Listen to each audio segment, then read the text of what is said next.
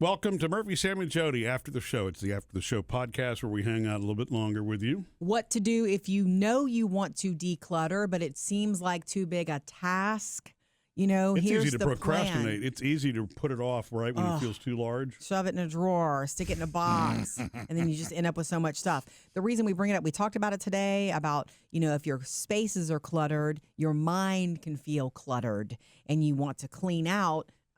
Start with smaller spaces. But Murphy, you did this in a major way a few years back. Yeah. You hired a professional organizer to come in and help you declutter your entire office and man cave workspace. Well, and like things from childhood and stuff like that too. I just wanted to try that. I mean, it was a friend of ours she was starting her own organizational business, and you know, it's not like it was the first time I'd ever cleaned up something, but you tend to do things the same way that you've always done them. Correct. And I really wanted a fresh set of eyes, you know what I mean? And so she did, and she taught you a trick. It's been like 7 years now, but it's the way that I will start most everything. There are really two things I think that really stood out at me. One of them is that the process, as you're going through, you're going to divide things out into things you want to keep, things you want to sell or could be sold, things that you would prefer to donate because they're still in good shape. And then the fourth thing is that if it's junk, toss Trash. it. Recycle it, toss it, whatever. So it's 4 buckets. It's like 4 buckets. Yeah. 4 buckets. Right. And, you know, I tend to get stuck in that first bucket. It's like, I'm going to keep this. I'm going to keep this too. I'll keep that. But did she have to talk you out of stuff? I didn't get involved. I didn't want to be involved. I could not. This was when we had an upstairs house, and all of this stuff was upstairs. So Murphy and her name is MC. They would go upstairs, and later I would come down, and I would see all this. I mean, they would come down, and it would be like, oh, look at all this stuff. Yeah. Like bags and bags of cords and I remember everything being grouped. Yeah, and a lot of times it would be when was the last time you used it? What's the likelihood of you needing this? If you ever really do need it again, can you go get another one or whatever it is? You know what I mean?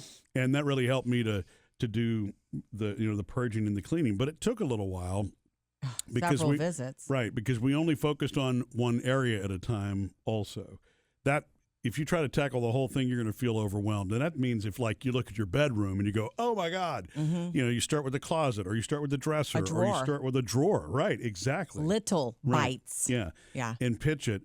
But the other thing that I have to remind myself of, and I have to get myself in the mindset, because if I do this, it's guaranteed that I'm going to declutter, is you set a time limit.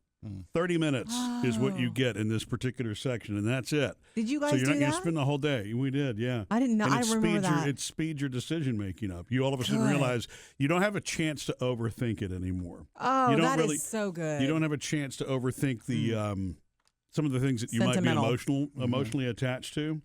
But that's sort of like I was thinking about. When my dad passed away, which is now 4 years ago. This actually 4 years ago last week. It took us a couple of years to clean all of his stuff out. In a lot of his things wound up coming to our house.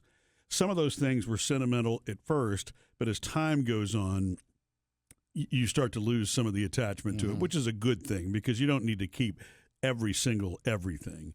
So going back to those same little areas, and I had actually organized those. Jodi, you remember a couple of weeks ago I brought that little clear plastic box out?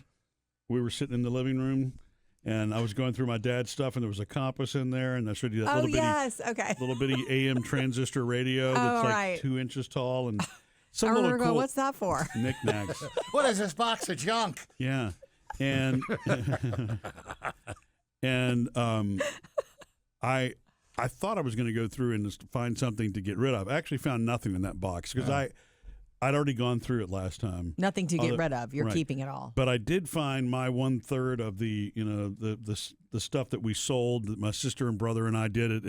It wasn't really an estate sale. It was it was a last minute. Oh, let's get rid of some stuff. Right, which netted all of $120 between the three of us. But so I found that $40 in there. But so I removed that. Why did you tell Jodi? Right. Right. And but I need to go back through some of the other things. Actually, but that made a big difference. That little bit of time. I think she did 3 sessions with me, and I purged more stuff than I had ever purged ever at Correct. that time. But I know that there are layers of things that this is from about 7 years ago now. That's how long it's been, by the way. 7 years that she did that, cleaning with me. And I'm sure I've got more things to purge. We all do. What are the 4 buckets again? Keep, sell, donate, or trash. Mm-hmm. Keep, sell, donate, or trash. Keep, sell, donate, or trash. That's good. I've got a couple questions. Let's hit it. Have you been able to keep it up? Mostly.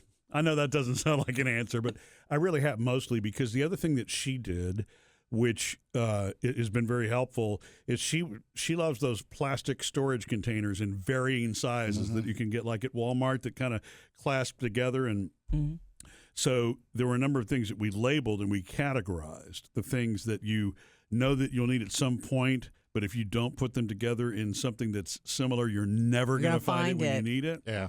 And so there's a lot of stuff that I have stored, that way, mainly in the office, mainly, in my little workspace there, that's helped me out a lot. So, yeah, that part's absolutely stuck. Mm-hmm.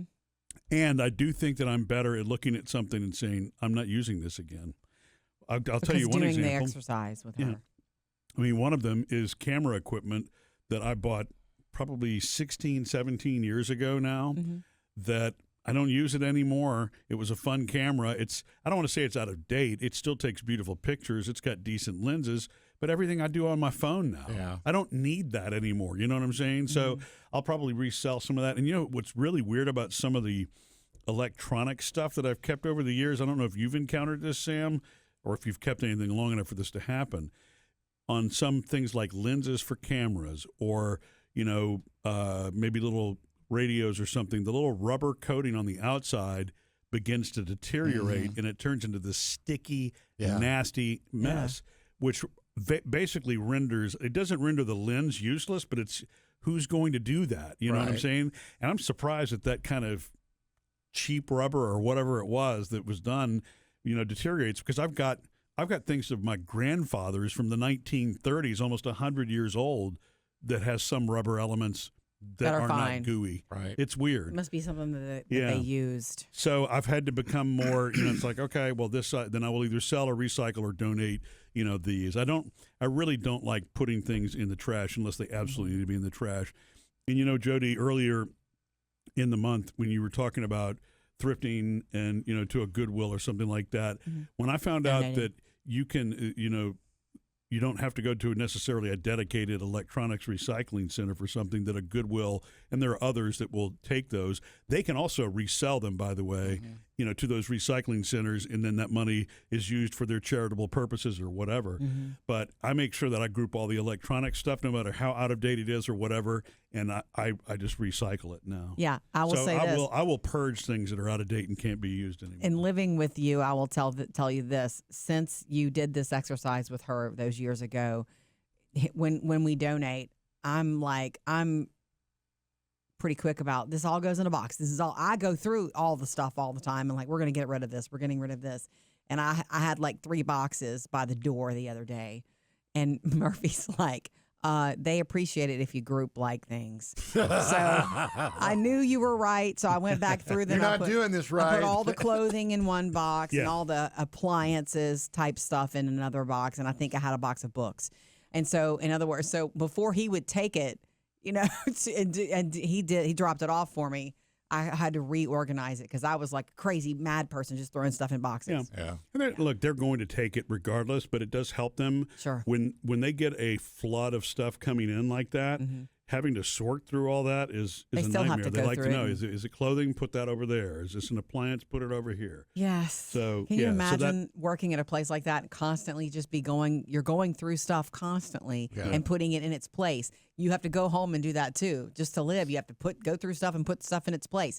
Someone once told me, and this is an extreme, I know you have another question probably. Someone once told me, and this is an extreme example, but all these little things that you put in a drawer, or even my jewelry box, or your little whatever, your vanity that you keep for just sentimental reasons. If you had to carry them on your back every day in a sack, would you? Yeah. If you had to carry all of your little knickknacks around, would you? No. You would lose stuff easily. You would get rid of it easily just for freedom. So realize that. That's something to think about too. But the two things, the organizational, being able to group things together and store them that way, and then be better at actually deciding what I should get rid of, are the two things that really stuck. I like the timer. Yeah, the timer, obviously, that did. That's that cool. did stick, Smart. So. The other question I have is, were there any mistakes? Ooh. As in, now looking back or shortly after you gave something away, threw it away, donated, was it like, oh, I don't have that anymore? No. And that's it. I think that's the fear that always kept me from getting rid of things in the first place. That's the one that gets everybody. Right. Yeah, exactly. The things that I thought were sentimental or important.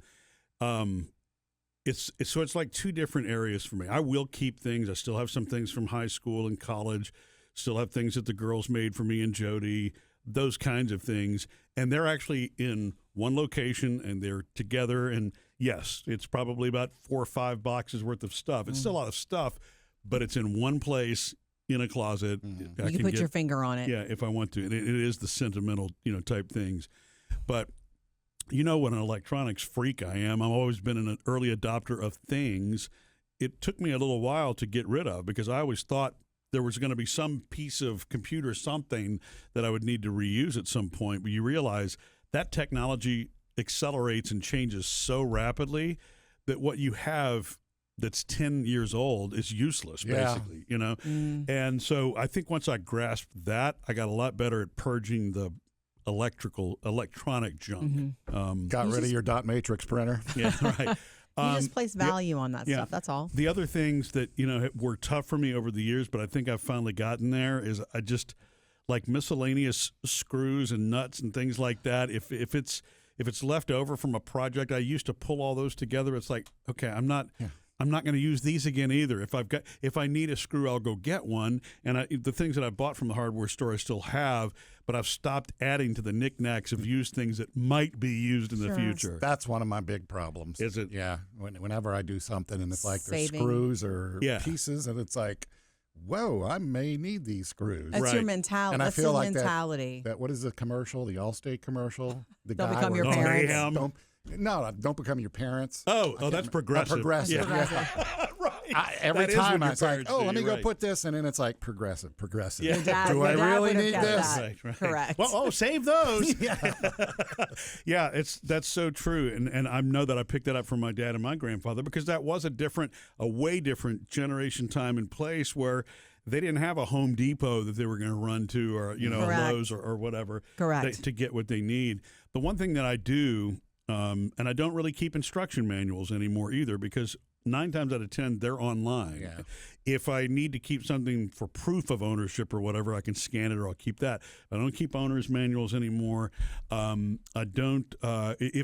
If there's leftover hardware from something that I've put together, I will temporarily put it in a Ziploc, label it, and put it away just so that I know. But if I come across it 6 months later, and it's like, okay, that fan's still hanging, it's not going to fall out of the ceiling, I can get rid of this now, and and I'll get rid of those things too. But my dad was one that, oh my God, he kept, I think, every nut, bolt, screw, everything that was ever. He kept old spark plugs that had been used. He kept old. He actually, the oil that he drained out of his motorcycle, he would keep all that old oil. And I never knew if that was just, literally kept everything. I don't know if it was recycling. He didn't want to pour it into the ground or something like that. Or I really don't know why he kept all of those things. My dad really kept everything. And so I think I'm back to the original, I'm better now at looking at some of those things and just changing the things that you immediately gravitate to. Or keep it. Sometimes you do it without even thinking. Mm-hmm. You just take it and you stick it in a drawer or you stick it in a box. Right, yeah. It's a habit to just move your stuff around constantly. Yeah. But it is so cathartic to start cleaning things out. It actually is one of my favorite things to wind up doing because it's a real sense of accomplishment when you're done with it, and there's not as much. And you enjoy your stuff. spaces more. But you're a very organized person, Sam. So I don't know. Do you tend to? Oh, I still have junk. Yeah. So you still keep things? Yeah, just like all those little pieces and parts. Right. Yeah. My store, I find a place to put them. Right. The problem is when it comes time, like if anything does pop up, like those screws I had, I could use one of those. Do you know where they are? Where are they? Yeah, right, right. Okay. Time to go to the store anyway. Yeah. Well, okay, yeah. So that's the Murphy, that's the takeaway for you then. If you're going to keep stuff. Yeah. Put it together, like items together, and then stick it somewhere with a label on it if you want. You have a label maker? Yeah, I do. There you go. Okay, so keep, donate, sell. Keep. Oh. You're deciding whether you're going to keep or sell or donate or trash. Right. Okay. Missed any part of the show? Get it all on the Murphy, Sam, and Jodi podcast.